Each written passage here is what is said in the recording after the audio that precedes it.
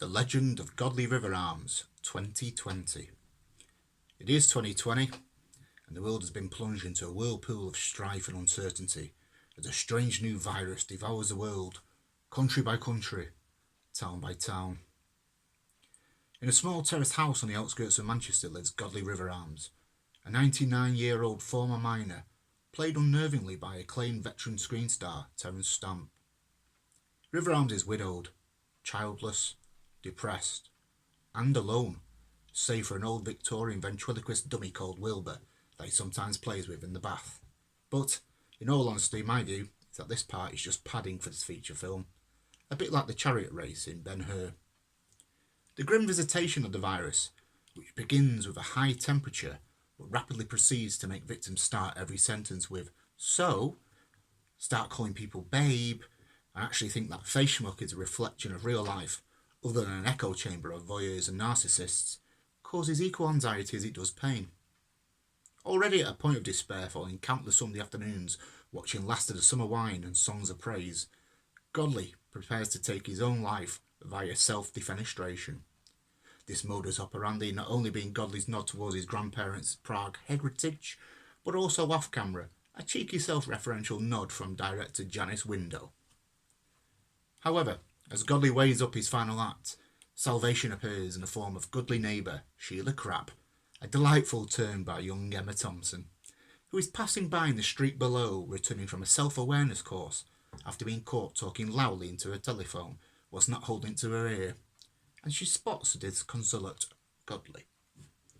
After an afternoon down the Twisted Pig pub together, Sheila convinces Godley that life is worth living, and he does have something to offer the world. With newfound purpose, Godley resolves to help society during this hitherto unseen pandemic and the misery it has produced.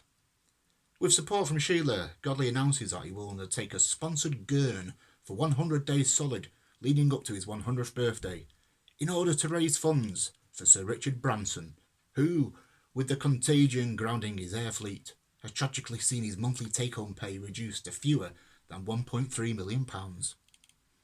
Having succeeded in helping the ailing Branson, Godley's rehabilitation appears complete.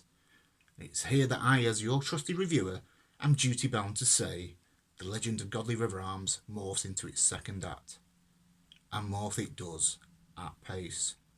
As the momentum increases, we see Godley receive birthday wishes from the Queen, played for big laughs by former MP turned hilarious comedian Priti Patel, and he finds his services are in great demand.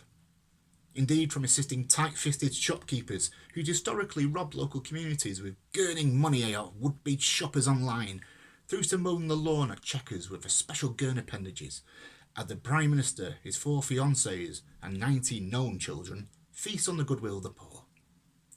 Godley eventually gurns himself into fatal exhaustion, I should say. The end of this film is sure to become the stuff of folklore. For, as Godley draws his final breaths in an intensive care unit, he faintly hears what he presumes is thunder. But as it gets louder and louder, he realises that it is, instead, thousands and thousands of people stood outside their homes, clapping heartily for Godley.